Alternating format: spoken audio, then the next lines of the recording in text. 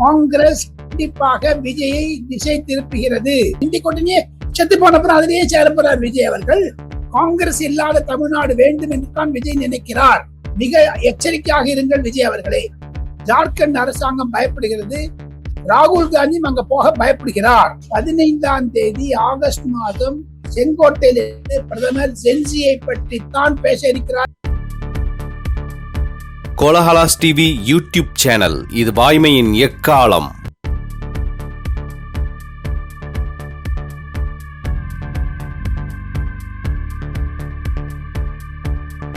வணக்கம் நண்பர்களே. மக்களவை தொகுதி மறுசீரமைப்பு மசோதா, FCRA சட்ட திருத்த மசோதாக்களை மோடி அரசு தாக்கல் செய்ய உள்ள நிலையில் நேற்று அனைத்து கட்சி எம்பிக்கள் கூட்டத்தை கூட்டினார் முதல்வர் ஜோசப் விஜய். தமிழகத்தைச் சேர்ந்த 57 எம்பிக்களில் 19 பேர் மட்டுமே விஜய் கூட்டத்தில் பங்கேற்றனர். 37 எம்பிக்கள் புறக்கணித்தனர். மயிலாடுதுறை காங்கிரஸ் எம்பி சுதாவும் பங்கேற்கவில்லை.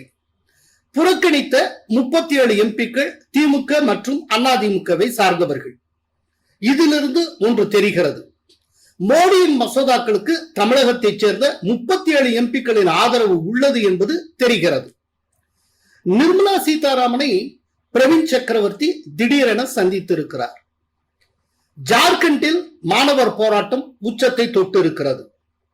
விரைவிலேயே ஒரு கலக்கு கலக்க போகிறது FCRA மசோதா. இவை அனைத்தும் குறித்து நம்மோடு தன்னுடைய கருத்துக்களை பகிர்ந்து கொள்ள காணொளி மூலம் இணைகிறார் பத்திரிகை உலக ஜாம்பவான், உங்கள் அபிமானத்துக்குரிய டெல்லியார் ராஜகோபாலன். வணக்கம் ராஜகோபாலன். நமஸ்காரம் சார். நமஸ்காரம் சீனிவாசன். நமஸ்காரம் சார். வணக்கம் சார். வணக்கம் சார். வணக்கம் சார். காவிரி விவகாரம் தொடர்பாக அனைத்து கட்சி கூட்டம் நடத்த தேவையில்லை என்று கூறிய விஜய் அரசு மசோதாக்கள் தொடர்பாக மட்டும் அனைத்து கட்சி எம்பிக்கள் கூட்டத்தை நடத்தி இருக்கிறது. இது எதனால சார்?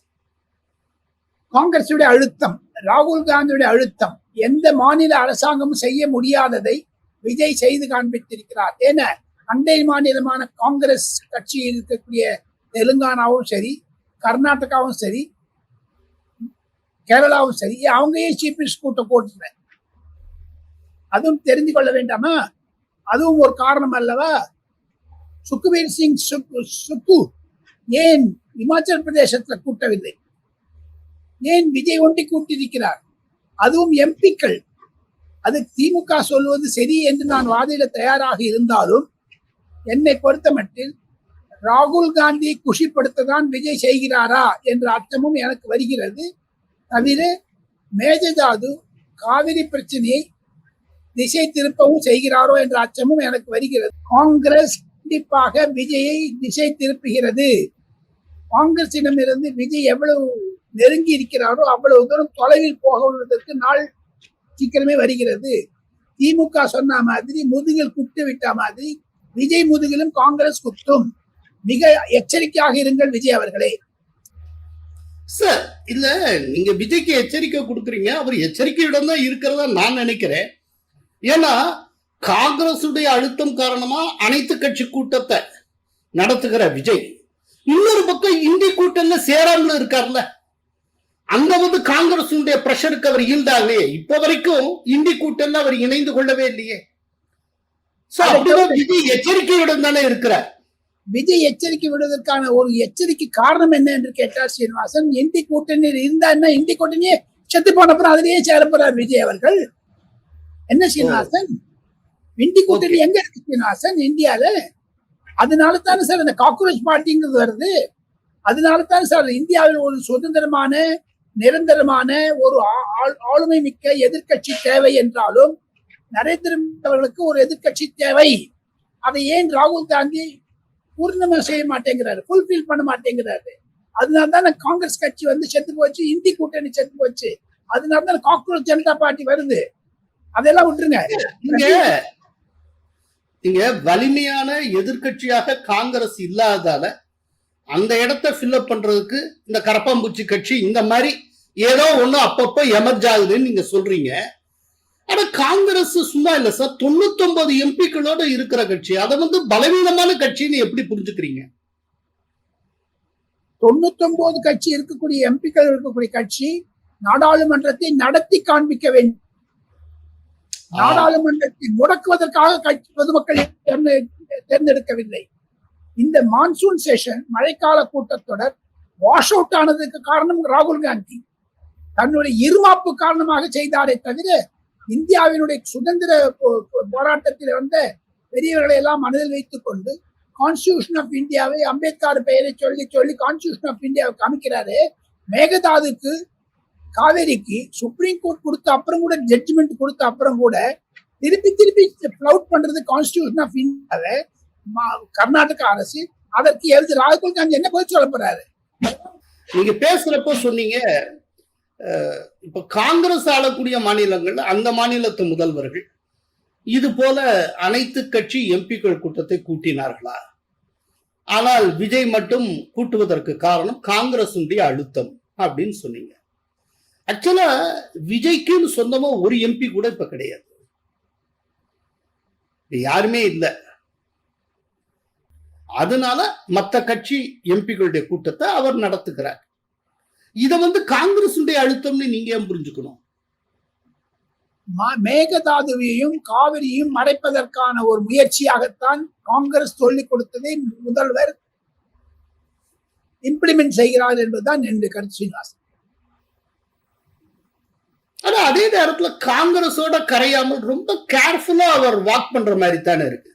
ஏன்னா இப்ப நான் எப்படி புரிஞ்சுக்கிறேன் அப்படின்னா, விஜய் நடக்கிறத பாத்தீங்கன்னா அவர் கரெக்டா ஒரு பேலன்ஸ் பண்ணி ஒரு கயத்து மேல நடக்கிற ஒரு வித்தைக்காரன் எப்படி செய்வானோ அது போல நடத்துற. எப்படின்னா தன்னுடைய பொலிட்டிக்கல் சர்வைவலுக்காக காங்கிரஸை தாஜா பண்ணி கரெக்டா போய்க்கிறார். அதே நேரத்தில் தன்னுடைய கவர்மெண்ட் சர்வைவலுக்காக பிஜேபி மோடியை தாஜா பண்ணி கரெக்டா நடந்துக்கிறார். இந்த ரெண்டு பக்கமே கரெக்டான ஏதோ ஒரு விதமா அப்படி பேலன்ஸ் பண்ணி போற மாதிரில தெரியுது. அக்ரெசிவா இதுக்கு முன்னால ஸ்டாலின் எப்படி எதிர்த்தாரோ அது போல மோடி எதிர்க்கலையே. அது எதிர்க்க முடியாத காரணம் என்ன என்று கேட்டால், மோடி அவர்கள் இந்தியா ஃபர்ஸ்ட் என்கிறார், தமிழக முதல்வர் விஜய் அவர்கள் தமிழ்நாடு ஃபர்ஸ்ட் என்கிறார். அதில் தான் ரெண்டு பேருக்கும் உறவு. தமிழ்நாட்டிற்கு வளர்ச்சி திட்டம் எது கேட்டாலும் நரேந்திர மோடி விஜய்க்கு செய்தி தயாராக இருக்கிறார். மு.க. ஸ்டாலின் எதிர்த்ததனால்தானும் சரியான கணக்கு வழக்குகளை கொடுக்காததுனாலும் தான் இம்ப்ளிமெண்டேஷன் ரிப்போர்ட், கம்ப்ளீஷன் ரிப்போர்ட்லாம் கேட்கிறாங்க எல்லா டிபார்ட்மெண்ட்ல இருந்து. தமிழ்நாடு அரசாங்க மு.க. ஸ்டாலின் கொடுத்ததே கிடையாது. ஆனால் விஜய் கொடுக்க ஆரம்பித்து விட்டார். விஜய்க்கு கண்டிப்பாக தாங்கள் சொன்ன மாதிரி டைட்ரோ வாக், நல்ல மெல்லிய நூலில் நடந்து வருகிறார். அதற்கு காரணம் என்ன என்று கேட்டு, தனக்கு என்று தனி மெஜாரிட்டி வரும் வரையில் காங்கிரஸை வைத்துக் கொண்டிருப்பார். பிறகு காங்கிரஸை கைட்டி விடுவார். இல்ல காங்கிரஸ் எம்எல்ஏக்கள் தமிழ் வெற்றி கழகத்தை சேர்ந்தாலும் ஆச்சரியப்படுவதற்கு சொல்லுவார். ஒரு இதை ஏற்கனவே ஆல்ரெடி ஒரு தடவை எங்கள்கிட்ட சொல்லியிருக்கீங்க. திருப்பி சொல்றேன், தமிழ்நாடு ஒரு மாறுதலை நோக்கி செய்கிறது. அது விஜய்க்கு பாராட்டுதல்கள். காங்கிரஸ் இல்லாத தமிழ்நாடு வேண்டும் என்று தான் விஜய் நினைக்கிறார். பிஜேபி கழகங்கள் இல்லாத தமிழ்நாடு என்று சொல்லி வந்தது. நீங்க சொல்றது காங்கிரஸ் இல்லாத தமிழ்நாடுங்கிறதா விஜயனுடைய ஐடியாங்கிறீங்க? Yes yes. ஓகே. சோ இதுக்கு மத்தியில பிரவீன் சக்கரவர்த்தி எம்பி நிர்மலா சீதாராமனை சந்தித்து பேசி இருக்கிறார். அந்த பேச்சு விவரங்கள் என்ன சார்? எதுக்காக சந்திச்சார்? என்ன பேசியிருக்கார்? தமிழ்நாட்டினுடைய நிதிநிலை அறிக்கை வந்த பிறகு தமிழ்நாட்டினுடைய நிதிநிலை அறிக்கையை பற்றி விவரமாக சொல்லுவதற்காகத்தான் விஜயனுடைய ஆணையின் பெயரில் பிரவீன் சக்கரவர்த்தி நிர்மலா சீதாராமனை பார்த்ததாக டெல்லியில் தகவல். காரணம் என்ன என்று கேட்டால், முன்னேற்ற கழக அரசாங்கம் இருந்த பொழுது இதே பிரவீன் சக்கரவர்த்தி தான் தமிழ்நாடை கடங்கார அரசு என்று சொன்னார். அதற்கு தமிழ்நாட்டினுடைய இப்பொழுது விஜயுடன் கூட்டு இருக்கக்கூடிய, அப்பொழுது ஸ்டாலினுடன் கூட்டோடு இருந்த கம்யூனிஸ்ட் கட்சிகளும் அதே விடுதலை சிறுத்தை கட்சிகளும் பிரவீன் சக்கரவர்த்தி வாயை மூடுங்கள் என்று எச்சரிக்கை கொடுத்தால் தங்களுக்கு நினைவிருக்கும் என்று நினைக்கிறேன்.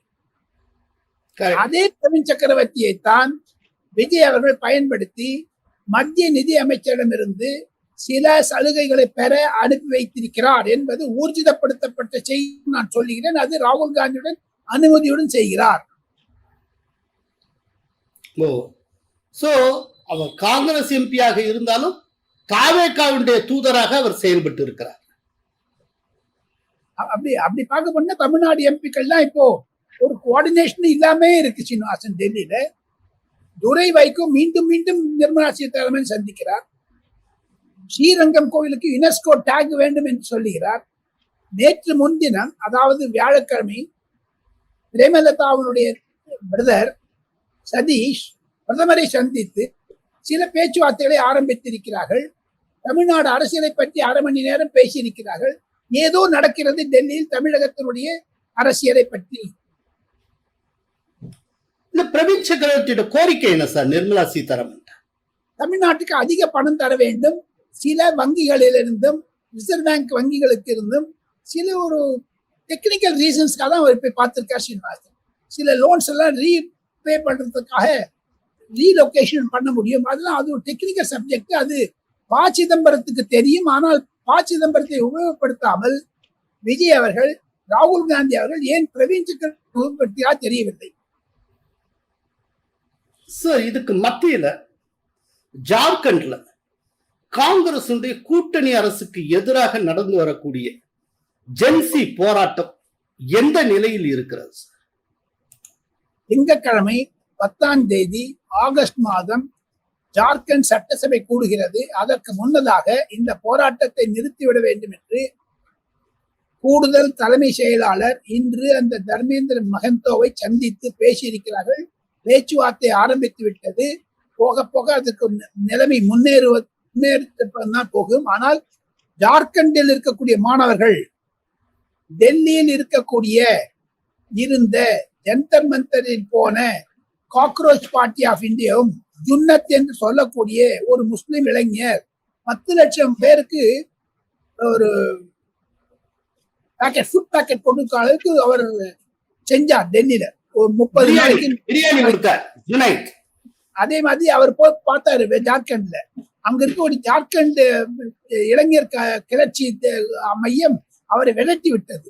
கம்யூனிஸ்ட் கட்சியினுடைய தலைவர் பெண்மணி போனார். அந்த பெண்மணியை தள்ளி விட்டார்கள். ஆக மொத்தம் அது ரியலாகவே ஸ்டூடெண்ட் போராட்டமாகத்தான் மாறி இருக்கிறது. ஜார்க்கண்ட் அரசாங்கம் பயப்படுகிறது. ராகுல் காந்தியும் அங்க போக பயப்படுகிறார். அரசியல்வாதிகள் யாரையும் அலோ பண்ணல. யாருமே கிட்ட சேர்க்கல. ஆக்சுவலா இந்த போராட்டத்துக்குள்ள உள்ள புகுறதுக்காக சிபிஐனுடைய ஸ்டூடெண்ட் விங்காக இருக்கக்கூடிய ஏஐஎஸ்எஃப் தலைவர் வந்தாங்க. ஆனா அவங்க வெளியேற்றிட்டாங்க. முகத்துல மையடிச்சாங்க. அவங்க முகத்துல மையடிச்சு வெளியேற்றினாங்க. சொல்லிட்டாங்க. அது ஒரு பெண்மணி. அந்த பெண்மணியை கிட்ட வராதுன்னு சொல்லிட்டாங்க. அதான் இந்த காக்ரோச் ஜனதா பார்ட்டிக்கு டெல்லியில் ஆம் ஆத்மி கட்சியினுடைய சப்போர்ட் இருப்பதனாலும் ஜார்க்கண்டில் யாருமே வரக்கூடாது என்று ஏர்போர்ட்ல இந்த ஸ்டூடெண்ட்ஸ் ஃபெடரேஷனுடைய ஒரு பேனருடன் யாரும் வராதீர்கள் என்று சொல்லுகிறார்கள். மாணவர் போராட்டம் தான். அதனாலதான் அதுக்கு இந்தியால பப்ளிசிட்டியே கிடைக்கல. சீனிவாசன், ஒரு விஷயம், இந்தியால எந்த விதமான பத்திரிகைகளோ தொலைக்காட்சிகளோ நேற்று முன்தினம் டெல்லி தொலைக்காட்சி பண்ண ஆரம்பிச்சிருக்காங்க. யாருமே அது கண்டுக்காத விட்டாங்க. 25 நாள் அது போகுது.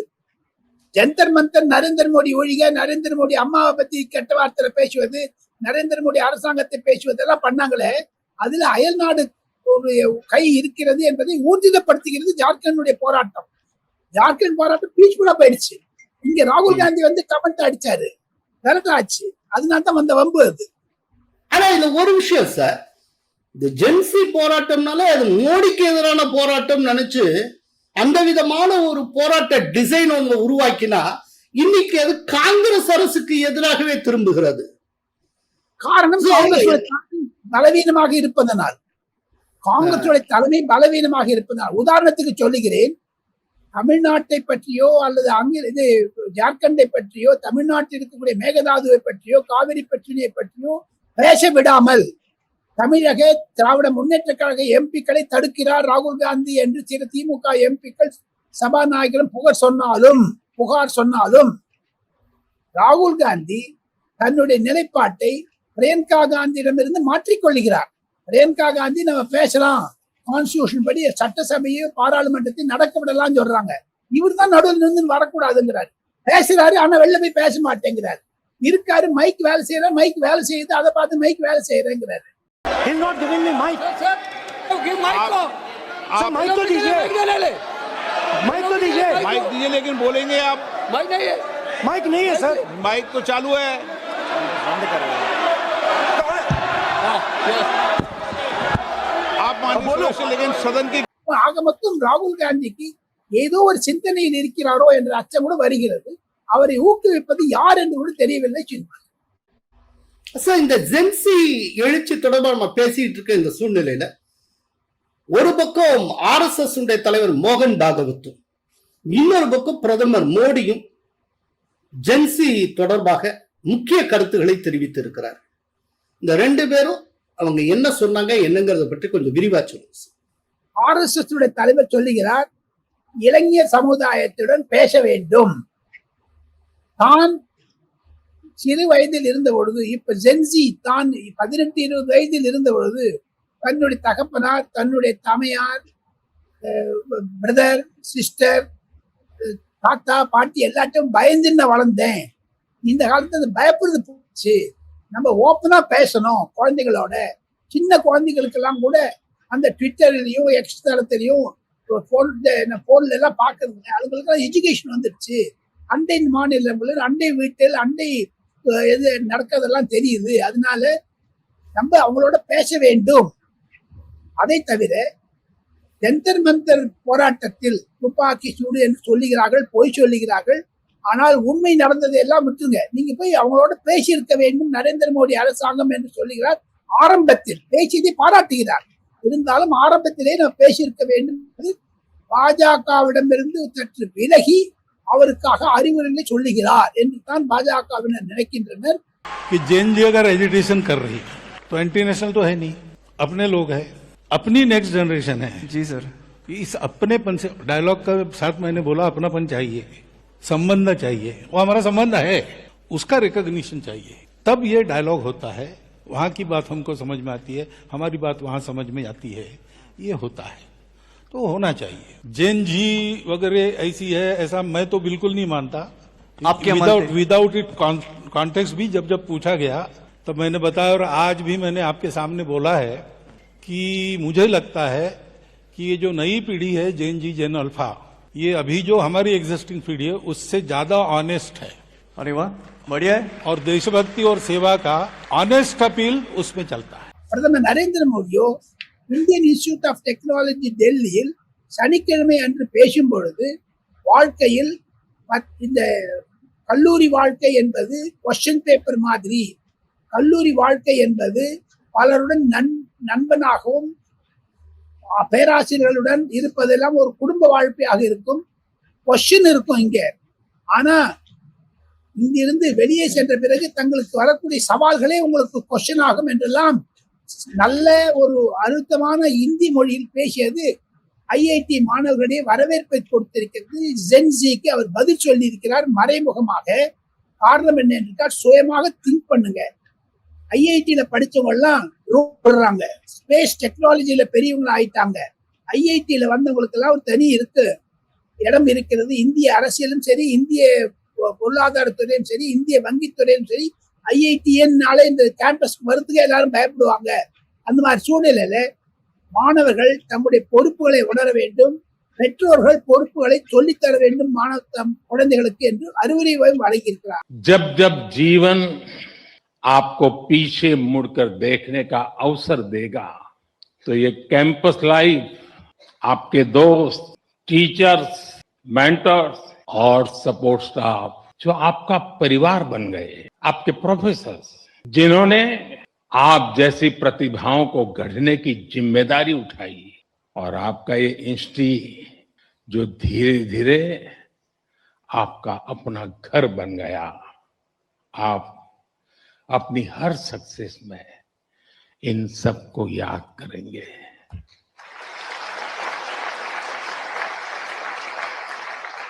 ஆக மட்டும் அந்த ஜென்சி என்பது பரவலாக பேச ஆரம்பித்து விட்டது. எது இருப்பினும் கோலாலயர்களுக்கு சிறப்பாக சொல்ல வேண்டும் என்றால், 15ஆம் தேதி ஆகஸ்ட் மாதம் செங்கோட்டையிலிருந்து பிரதமர் ஜென்சியை பற்றி தான் பேச இருக்கிறார் என்பதை நான் முன்கூட்டியே ஒரு தகவலாக சொல்லுகிறேன்.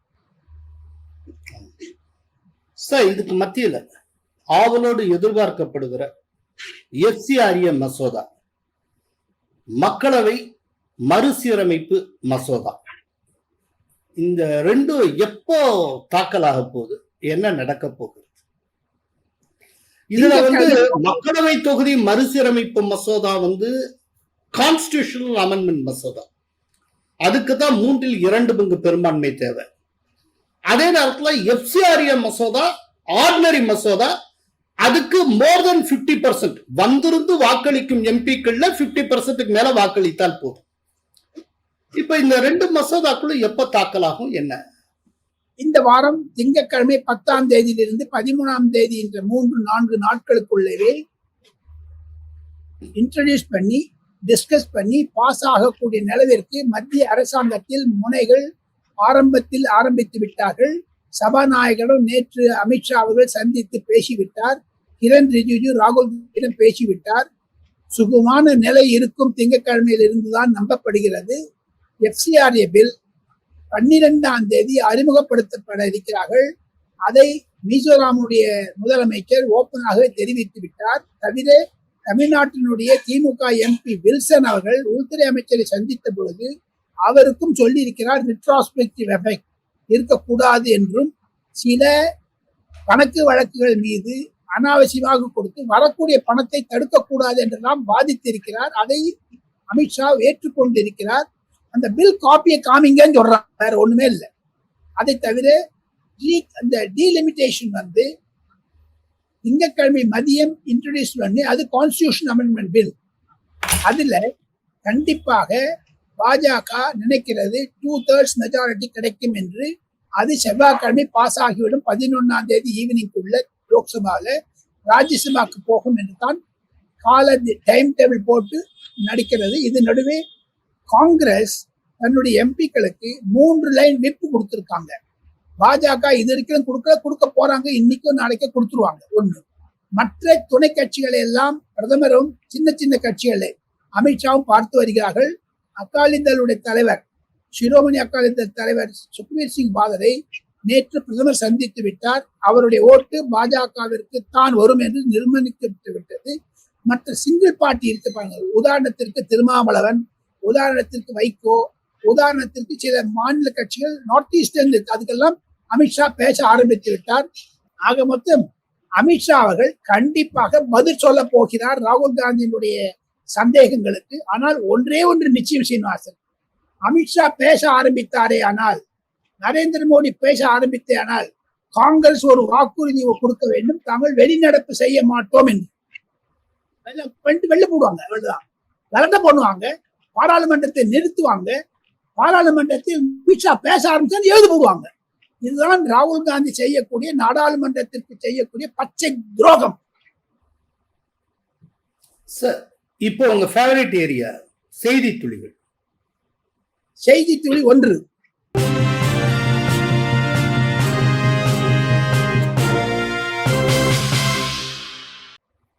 லோக்சபா சபாநாயகர் ஓம் பிர்லா 250 கொடை வாங்கினார். காரணம் என்ன என்று கேட்டால், இம்முறை பலத்த மழை பெய்கிறது டெல்லியில். மகர்த்வார் என்று முக்கியமான ஒரு நுழைவு வாயில் இருக்கிறது லோக்சபாவிற்கும் ராஜ்யசபாவிற்கும் சேர்ந்து. அங்கு மழை கொட்டுன்னு தள்ளி விடுது.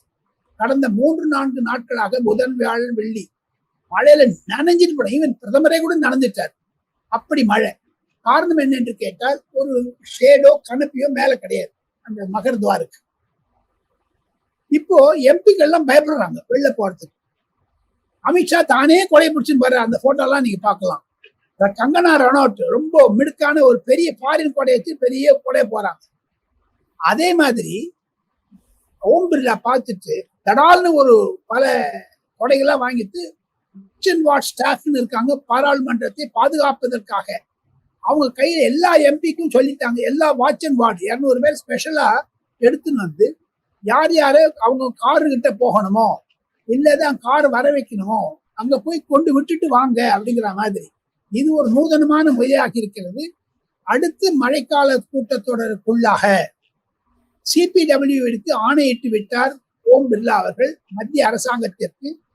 இந்த நுழைவாயிலுக்கு முன்னதாக ஒரு கொடை மாதிரி ஒண்ணு பண்ணி விட்டுருங்க, இல்ல கான்கிரீட்ல போய் ஒரு வீடு மாதிரி கட்டி விட்டுருங்க, ஒரு நிழல் வேண்டும், தவிர மழை இருந்ததுன்னா ஒரு 10 பேர் 20 பேர் நிற்க வேண்டி ஒரு 5-6 கார் வர வேண்டிய அளவுக்கு மாபெரும் ஒரு என்ட்ரன்ஸ் மாதிரி பண்ணி போர்ட்டிகோ மாதிரி பண்ணிடுங்கன்னு ஒரு ஆணையிட்டு இருக்கிறார்.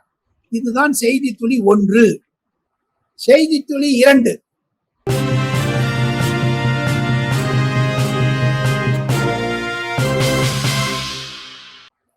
பிரதமருடைய விசேஷ விமானம் ஏர்போர்ஸ் 1 திடீரென்று ஏன் சென்னை வந்தது? பல வதந்திகள் பரவிவிட்டது. அதன் மூலமாக டெல்லியிலும் சரி சென்னையிலும் சரி ஏதோ பிரதமர் ரகசியமாக வந்து யாரோ ஒரு அரசியல் தலைவரை சந்திக்க வந்தார், ராஜ்பவன் இருந்தார் என்றெல்லாம். ஆனால் இந்தியன் ஏர்போர்ஸ் 1 என்று சொல்லக்கூடிய அந்த விமானத்திற்கு பைலட்டாக இருப்பவர்களுக்கு ட்ரைனிங் கொடுக்கணும். ஒவ்வொரு ரன்வேல எப்படி டேக் ஆஃப் ஆகுது இறங்குறதுங்கிறத பத்தி IAF இன்ஸ்ட்ரக்டர்ஸ் கொடுப்பாங்க. அதற்காக அந்த விமானம் வந்தது என்று விளக்கம் கொடுத்தார்கள். பிரதமர் அந்த விமானத்தில் இல்லை என்று சொன்னார்கள். அது ஒரு பெரிய நியூஸ் ஆயிடுச்சு சீனிவாசன் டெல்லியில. கேட்காதீங்க, ஸ்டாலினை பார்க்க வந்தார், விஜயை பார்க்க வந்தார், ரகசியமா வந்தார், ஏதோ வந்து இதெல்லாம் பேச ஆரம்பிச்சிட்டாங்க. ஒண்ணுமே கிடையாது கட்சியில. ஏன் சார் விஜய பார்க்க எதுக்கு சார் மோடி வரணும்? மோடியை பார்க்கத்தானே சார் விஜய் போகணும். இது கூட தெரியாது. மோடி வரும், ஸ்டாலின் பக்கத்துக்கு ஏன் மோடி வரணும்? அதையும் கேளுங்களேன். விஜய் முதலமைச்சர், ஸ்டாலின் எதிர்கட்சி தலைவர், அவ்வளவு கூட்டம் உடனே வந்துடுறாங்க. அவங்களே சொன்னாங்க. இதுதான் ஒரு மாபெரும் வதந்தியாகி விட்டது. அதை பார்த்து சோசியல் மீடியால ரொம்ப மோசமா போயிடுச்சு சிவாசன். அந்த Indian air force public relation officer deny பண்ணாங்க. எங்களுக்கு ஒவ்வொரு ஏர்போர்ட், மொத்தம் 6 ஏர்போர்ட் இந்தியாவில் முக்கியம் சீனிவாசன். அதே கோலால் நேர்களுக்கு சொல்ல ஆசைப்படுகிறேன். சென்னை, பெங்களூர், ஹைதராபாத், மும்பை, லக்னோ, பட்னா போன்றவைகள். அங்கெல்லாம் மாதத்திற்கு ஒரு முறை அல்லது 2 மாதத்திற்கு ஒரு முறை சிறப்பான பல பைலட்டுகள், விமான ஓட்டிகளுக்கு பழக்கம் படுவதற்காக ட்ரைனிங் கொடுப்பாங்க. அதுதான் வந்தது. செய்தி துளி 3.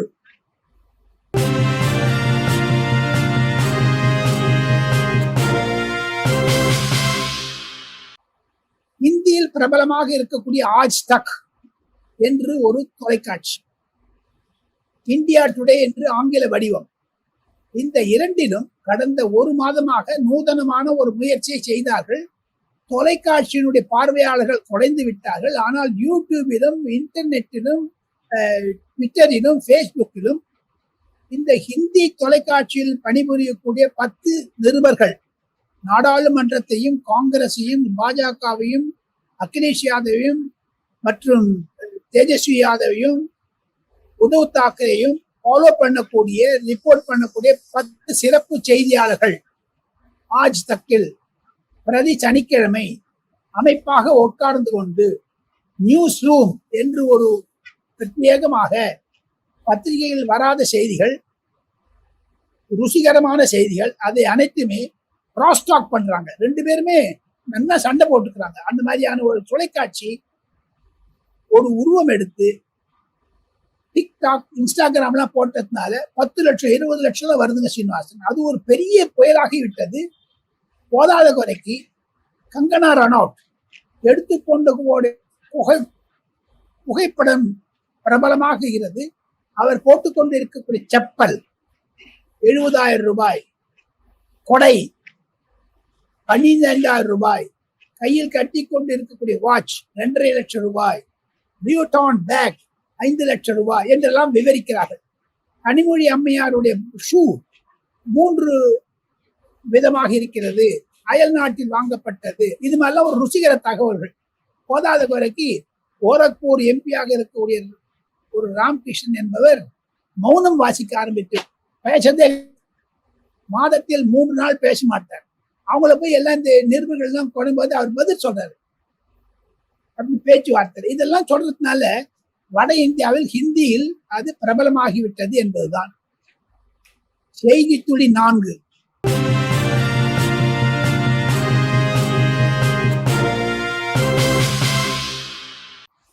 ஏன் திடீரென்று விக்ரம் மிஸ்ரி கொலம்போ சென்றார்? அயல்நாடு செயலாளர் பிரதமருடைய ஆணையின் பெயரில் சென்று அங்கு பல இலங்கையினுடைய அதிபர்களுடன் பேசிவிட்டு ஏதோ ஒரு முக்கியமான தகவல் நடக்குது கொடுக்கிறது டெல்லியில்.